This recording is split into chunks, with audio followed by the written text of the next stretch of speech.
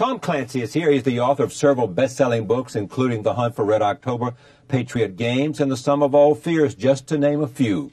He has just published his 13th novel, The Teeth of the Tiger. I am pleased to welcome him back to this table. Welcome. Let's start with the title. Yes, sir. You don't like The Teeth of the Tiger. You like better... Come on, let's not talk about that. No, but let me get at an alternative title that you would suggest. It's a better way of putting it. Okay. Off the books. Off the books. Why off the books?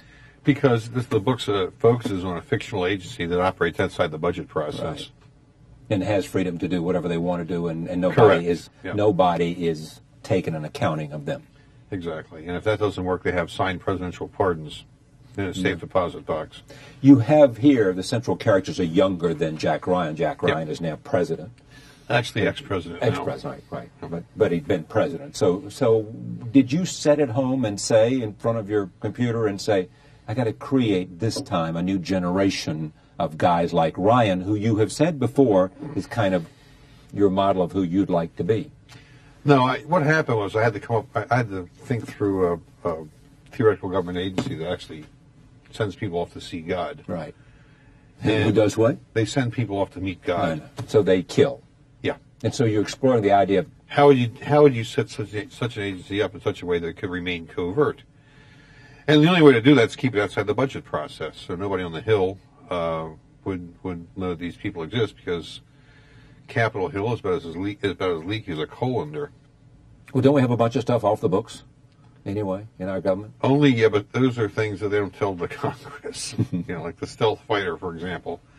The Air Force is very good at keeping things black, because they that's what I was referring to. You got a lot of stuff that's sort of black, because it doesn't appear in the appropriation. May appear as a big number, but nobody knows what the number is. A member of the Senate once confirmed to me something that I thought I knew, and sure enough, I was right. And he shouldn't have told me that, but he did. You were right in knowing that there were things off the books. There is a certain object that they say doesn't exist, but really does, and I even guessed where it is, and he confirmed it was there. What was it? Can't tell you. Well, just give me a hint. It flies real fast. Oh, okay. Some kind of missile. Plane. It flies real fast. Speaking of missiles, were you the first person to speculate about the idea of planes being used as missiles? Well, the Japanese did it in 1944 and 45. Yeah, I know. Kamikaze mission. Yeah. But I mean, after that, in terms, has anyone said, when we looked at what happened on 9/11, Clancy wrote about it. People have made that connection. Yeah, I've been living it down ever since. I know you have. Yeah, I said that, but I had a little deal with myself that I wouldn't write about it until I discussed it with the Air Force first, and I did that around 1988 or 89. And I talked to the head of Continental Air Defense, and I said, this is an idea I've had, and have you ever looked at it? And he looked, in the course of my exposition, his eyes got kind of narrow, and he says, well, Mr. Clancy, I'm thinking, click, something important about these. Yeah, exactly. To the best of my knowledge, there's no plan for dealing with that threat, because nobody's ever thought of it. But I promise you, come Monday morning, my staff's going to be looking at it. So, like I said, look closely enough as it happens. Things get lost within the bureaucracy. Where did you come up with it? I was in college, and somebody asked me, I was head of the chess club at Loyola College, and somebody asked me a theoretical question, because I was known around the campus as being a guy who did that sort of thing. How do you take out the whole government, but you can't use nukes because that's cheating? And I came up with either a joint session of Congress or better yet, an inauguration of a new administration, where the whole chain of command is in one spot. You take that spot out, there ain't no chain of command. And how do you do it? With an airplane. Exactly. That's the only way. So you thought about that when you were at Loyola? Yeah. I like abstract problems. It's just guy laid that on me. It took about 10 minutes to figure it out. I'm going to come back to some of the things you haven't answered. But when you were at Loyola, did you know you really wanted to be a storyteller? That's what you were? The writing bug bit me in high school, and I just decided then I wanted to see my name on the cover of a book someday, and I just never let go of the dream. Was that ego, or was that some... people say... Some people want to be docs, and some people want to sail a ship around the world, or fly fighter planes. That was just my dream. Okay. Everybody's got one. You got one. Everybody watching this has one. Has a dream. Yeah. Most people don't realize it, number one, and you realized yours big time. I got lucky. Back to Jack Ryan, you felt the need to create a new generation of characters. In this book, yeah. Well, this book, you mean you're going to go back and do an aging Jack Ryan? Well, he's old enough to be president now, so he can't go out with the What's it private. going to be? What's who going to be? Jack Ryan. I could see Jack Ryan called back by some future president for one last Jack. You never call an ex-president back to do anything. Is that right? When's the last time it happened? Well, maybe that's a problem rather than a fact. Now, the people who sit in the White House have too much ego to share work with one of their former colleagues. Is it true about generals? Do they call generals back? And that does happen occasionally, yes. Occasionally. Rarely, but occasionally. I saw where Wesley Clark today might run for president. You think that's a good idea? I've never met him. I know Colin Powell knows him, and Colin says he's pretty good, and that's good enough for me. Colin Powell is to you what? He's a hell of a great American. Yeah. A very bright guy who's done everything right in his whole life. He's a patriot. He's about as good as a guy can be. Yeah, I agree with that. But do you two share the same worldview? Well, Mr. Secretary and I have not sat down for a large rehash of the way the globe is, but generally, yeah, I think so. Our outlooks are pretty much the same. Yeah. What do you think of the war in Iraq? I think we won. And what do you think of the way the peace is being? Look, the real world is. See, I knew we were going to. Once you said, "Look," I was waiting for the time Clancy would say, "Listen" or "Look." The real world is not digital; it's analog. It means it's fundamentally untidy. Yeah. And so the Iraq situation is going to remain untidy for quite some time to come. But at the end of it, Iraq's going to be a free democratic society, and that's a win for us. And for the region. Yeah, for the whole world. I mean, democracy works. America's proven that to the world. Now, some parts of the world are still a little bit retarded on that, like China, North Korea, and a few others. But democracy on the American model works better than any political system in the world. Now, here's what's interesting, Tom, because you know, everybody gives you great credit for your sense of the technology. I mean, here, this book is in part a description of how you kill people. Yeah. That's part of what's in this book. Mm-hmm. And how can you go about it in a way that's undetectable so everybody looks like they died of natural causes? Yeah. Right? That's the clever part. Yeah. That's the clever part, exactly. But when you have a great interest in all things technology, and especially as it concerns warfare. Mm-hmm. Fair enough? Yep. If you accept that, are we just way light years ahead of everybody else? It depends on how you mean it. In terms of technology, well, coming out of Kosovo, everybody said, gee, the NATO countries were, and that's part of the reason they have problems with us, some of them, because we didn't need them. And that was at the heart of the... In physical terms, we didn't. In political terms, of course, we did. We did. It's their backyard. And that was a mistake we made, some are saying. We didn't use enough of them. Well, the Clinton administration wasn't real big on foreign policy. All right, we're not talking about Clinton administration. We're now moving to the Bush administration and the Iraqi war and the idea of those nations that might have felt irrelevant. And, as Wesley Clark said, that going to war with that international support, he said, today's paper. Probably a mistake. Mistake. And most of the guys in the Pentagon that would agree with that, or not. I've never talked to one on that issue. I was, when all that stuff was happening, I was working on this book. I didn't have much time for philosophical discussions. When you talk to them, is it mainly about sort of guns and not about big ideas? Or do you talk to them about big ideas? When you talk to generals, you talk about big ideas, not little ones. You talk to the sergeants about little ideas. So what big ideas do you talk about? Oh, it depends on the situation. How, what's the next 10 years going to look like? And tell me what the next 10 years are going to look like. Well, we don't know yet. Right. Well, but you got to have an idea, otherwise you can't plan. Fundamentally, I think America is going to win. America is going to help transform the world into a democratic world, which I think is a worthy mission for our country. We're going to help the world put an end to war as an instrument of international policy. That's also an effort worthy of our country and our history. You think the world understands that, or does it resonate with the world? Well, look at the French. The French are not the world, but go ahead. The French, they're kind of like a big sister.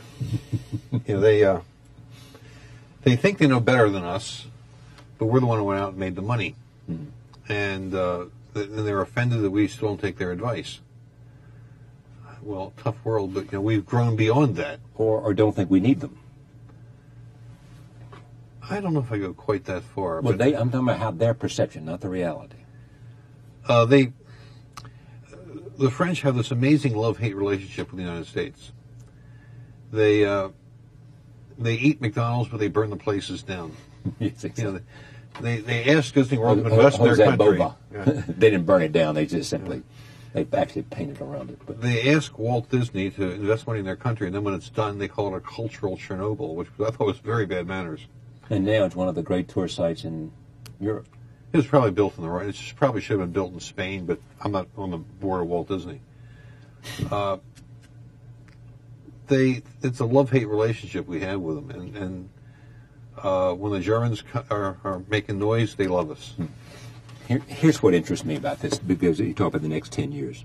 Mm-hmm. Terrorism is the battle of this century. Yeah. So far. This book postulates terrorism and drug dealers coming together. There's and an old and they Arab. come together because one has money and one has... Yeah. There's an old Arab adage: the enemy of your enemy is your friend. Okay, well, we don't like the cartel, we don't like the terrorists, and so they share enemies, and I think it's entirely plausible that they strike some kind of alliance. And the question is, what would result from that? Well, the drug cartels they bring money, and what else? Oh, money, some tactical assistance, weapons, transport, documents and things. Well, money will buy you weapons, we think.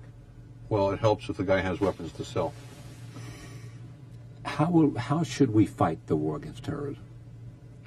With intelligence. I mean, no. With means to kill people and make it look like it's no. With intelligence, meaning gathering intelligence, espionage, in such a way that you know what the bad guys are thinking. The first line of defense against any foe, particularly terrorists, is intelligence information, which means human intelligence, which means the operations director of the CIA, which was hammered by Frank Church in the early 70s and by the Carter administration in the late 70s. I mean, our ability to do that was gutted almost 30 years ago. By the way, it was also gutted by some moles within, too, both the FBI and CIA, who turned in a lot of our operatives in good places. That was a problem, but the problem's been fixed.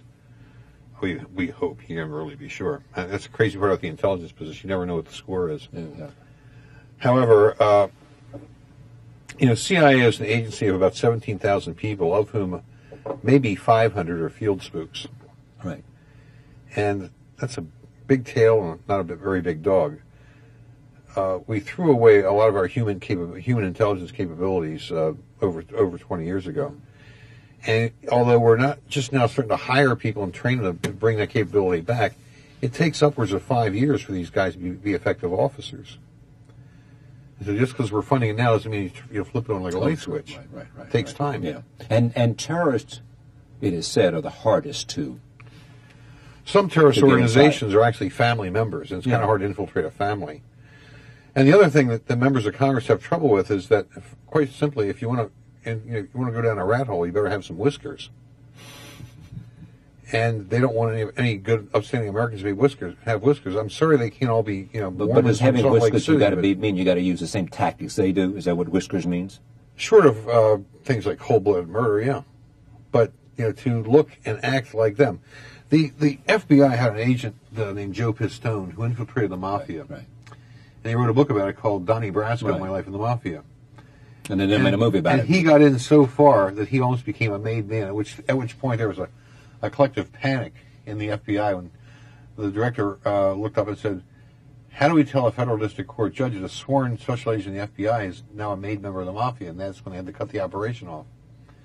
And we found that it got a lot of useful information, but that's what the CIA does, except on the international basis, not just the domestic basis. And it's vital to get that kind of information. Now, the way you get that information may not be very aesthetically pleasing, but the real world, contrary to what a lot of people in the political left think, is not the Olympic skating championship. Okay, how is that reflected in this book? Well, they don't do style points. What do they do? They send people off to see God. In what way? How do they do it? Oh, the people have to read books see that. I mean, I got that information from my friends at Johns Hopkins Medical School. I mean, Is that what you went to them and said what? I said I need a way to kill people that works relatively fast and in a way that can't be detected afterwards. And they said, "Oh, you use this." This was what? It's a chemical. Chemical. Yep. And it kills. It makes them. you look like you had a heart attack. Correct. What else did they tell you at Hopkins? Oh, so that's kind of sensitive information. I can't talk openly about that. Yeah, because you're teasing me now. No, I got it from one of the docs who's treated me down there, an Really? ophthalmologist. Yeah. An ophthalmologist? Yeah. This is See, when they're you had all your- docs, and they also you had your eyes fixed. Yeah. Yeah, I mean, well, actually not that one, but Yeah. I mean, they're all physicians, and they also know what to do about high blood pressure, even though they treat eyeballs. I know. Is this the beginning of a whole series? You think? Probably, yeah. I haven't really decided. With Jack Probably. Ryan's son. Yep. Now, why doesn't he go to the CIA? Because he remembers his father griping about the CIA when he was in the White House. See, as I said earlier, the CIA is a huge government bureaucracy with limited productivity. And hey, we got some really good people who work there, Right? And some of them work there at hazard to their lives. But it's still a government bureaucracy, and the tail wags the dog. Do you believe that they hype the intelligence in order to give the president material to use in Everybody explaining does that. the war? Everybody does that. Politicians do it. Car salesmen do it. Everybody does it. Doesn't just make it right, just a human characteristic. You mean glorify their own numbers? A lot of people in the world like to pat themselves on the back. If there was another, I mean, I'm fascinated about how the war against terrorism will be conducted. Tell me what you've learned about fighting terrorism from all your contacts in terms of, because there is a record of where it's been successful. And in order to make it successful, what's happened? What are the lessons? It's all about getting information. Yeah, America was the FBI here in America was supremely effective at shutting down the IRA. We cut off their sources of funding in America. Just shut it down. And the IRA no longer gets any money from the U.S.? I don't mean the government. I mean the people. Buy a couple of pints with. That's about it. Yeah, well, I don't know. I would be surprised they don't get more than that. I would be surprised. The Brits say that, but it's really for propaganda value. It's not really true. And the guy who said that is a superb book written by a fellow named John Adams, who works for the London Times. Yeah. Did a book called The Financing of Terror, and the FBI took that book very seriously. Yeah. Because it says track the money, you'll know what's happening. Right. It's one of the things I have the people doing here in the book. Yeah, is exactly. Track the money. Right. Well, that was also Watergate. You remember? Deep throat and all that. Well, you want to dismiss that I prefer to forget about Watergate. That was a disaster for the whole country. because it led to what? Fundamentally, it led to distrust of the government. Yeah, sure. It did. And it's good to be The skeptical. glorification of reporters. Well, no, Bob Woodward's a friend of mine. He's a good guy, and he's a very smart guy. And you can't knock. He told the truth when he brought Nixon down, and you can't knock a guy for telling the truth. But one of the results of that has been distrust of the government, and a lot of reporters who are always asking, "What's he trying to cover up? What is he hiding?" And that's a bad attitude. Just report the facts, let the people make a decision. Well, no, I disagree with you. I mean, I think that you have to go in. You have to know as much as you can, learn as much as you can, investigate as much as you can, and then approach things with a healthy skepticism, not with a cynicism. Skepticism is fine, but when you're always asking yourself, what's he trying to hide? Yeah. I mean, it's just you he create trying a to hide self-fulfilling anything? prophecy, and Right. you end up doing bad work. Objectivity is an important thing to have. I agree. And fairness, too. Absolutely. We talked always about, and most people don't only talk to you about the ideas of sort of military stuff. And I'm fascinated by what you know about terror. I'm trying to get out of you stuff you know about terror and fighting terrorism, other than telling me the obvious, like intelligence. You got to, what you can, developing sources and methods. Mm-hmm. I mean, are they lessons we've learned about terrorism in terms of being effective in the combat. We got a big bloody nose learning one of those lessons, but You mean in 9/11? yeah, I mean, that killed more people than Pearl Harbor, didn't it? And we knew, and we should have known, and we knew something about Osama. There's one story floating around that a foreign country, I believe it was Sudan, offered to hand Osama to us, but It's not just floating around. Yeah, that's a true story. And Clinton just said, "Don't bother." Well, it becomes murky there in terms of what was said, right. you know. But they did offer to Their give him politics entered into and it. and I think that, and also there's another story, and maybe the two may have come together about how the Saudis were involved in that whole process too. The Saudis tried to kill him about 4 years ago, but they blew it. They had him in their sights. Exactly what happened, I don't have hard information, but the Saudis, I am reliably informed the Saudis made a real effort to terminate his life some years ago. Well, it was an embarrassment to them because all the bin Ladens came from Saudi Arabia. Well, yeah, but I mean, a lot of people they execute in Texas were native-born Americans, and when they step over the line, they go to sleep. Right. Well, from an injection. Yeah, they go night-night. Yeah. From an injection. The craft of writing. Who influences you, and how do you grow in that arena? I suppose my hero in the writing business is Freddie Forsyth. Good hero. And one of the great moments of my life, it was back in 1987. We were having lunch at Winfield House in London, the American ambassador's residence, and Freddie Forsyth was there. And all of a sudden, I realized he's talking to me as if I were an equal. That was a pretty good feeling. That really felt good. And I thought, son of a bitch, maybe I am that good. And since, Freddie and I are sort of distant friends, he's a great guy. He has a sheep farm outside of London now. I keep needling him, and when they haul lambs off for a slaughter, what does he do in the yell? Daddy!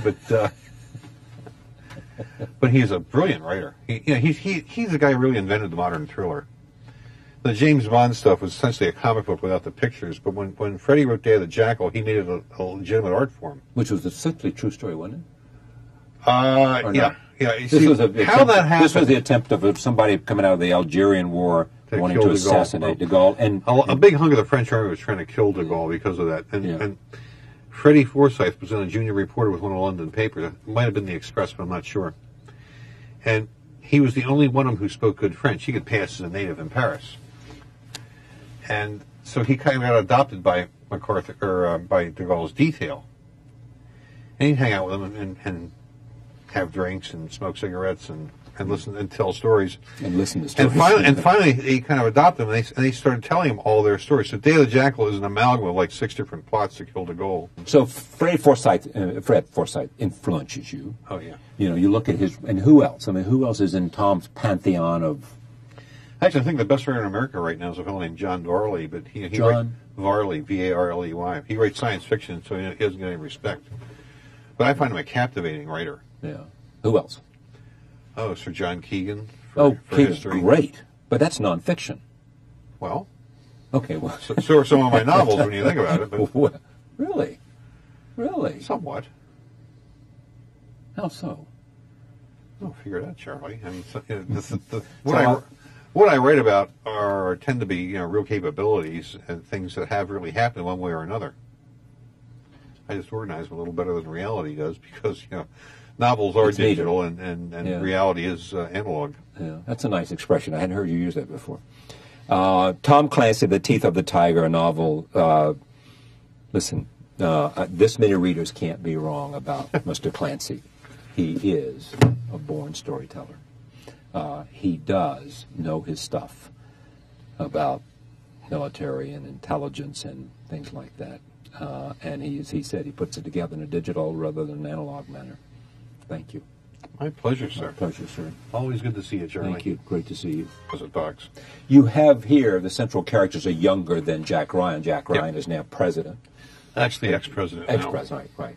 But he'd been president. So did you sit at home and say, in front of your computer, and say, I got to create this time a new generation of guys like Ryan, who you have said before is kind of your model of who you'd like to be? No, what happened was I had to think through a theoretical government agency that actually sends people off to see God. Right. And who does what? They send people off to meet God. So they kill. Yeah. And so you're exploring the idea of how would you set such an agency up in such a way that it could remain covert? And the only way to do that is keep it outside the budget process, so nobody on the Hill would know that these people exist. Tom Clancy is here. He's the author of several best-selling books, including The Hunt for Red October, Patriot Games, and The Sum of All Fears, just to name a few. He has just published his 13th novel, The Teeth of the Tiger. I am pleased to welcome him back to this table. Welcome. Let's start with the title. Yes, sir. You don't like The Teeth of the Tiger. You like better... Come on, let's not talk about that. No, but let me get at an alternative title that you would suggest. It's a better way of putting it. Okay. Off the books. Off the books. Why off the books? Because the book focuses on a fictional agency that operates outside the budget process. Right. And has freedom to do whatever they want to do, and Correct. nobody is taking an accounting of them. Exactly. And if that doesn't work, they have signed presidential pardons. And it's safe to pop. Kind of missile. Plane. It flies real fast. Speaking of missiles, were you the first person to speculate about the idea of planes being used as missiles? Well, the Japanese did it in 1944 and 45. Yeah, I know, kamikaze mission. Yeah. But I mean, after that, in terms, has anyone said, when we looked at what happened on 9/11, Clancy wrote about it. People have made that connection. Yeah, I've been living it down ever since. I know you have. Yeah, I said that, but yeah, I had a little deal with myself. I wouldn't write about it until I discussed it with the Air Force first, and I did that around 1988 or 89.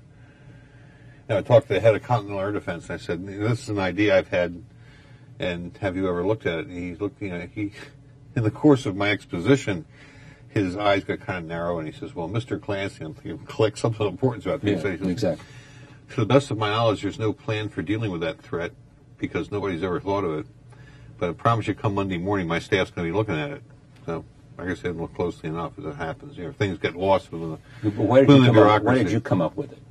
I was in college, and somebody asked me. I was head of the chess club at Loyola College, and somebody asked me a theoretical question because I was known around the campus as being a guy who did that sort of thing. How do you take out the whole government, but you can't use nukes because that's cheating? And I came up with either a joint session of Congress or better yet, an inauguration of a new administration, where the whole chain of command is in one spot. You take that spot out, there ain't no chain of command. And how do you do it? Well, it's because Capitol Hill is about as leaky as a colander. Well, don't we have a bunch of stuff off the books, anyway, in our government? Only, yeah, but those are things that they don't tell the Congress.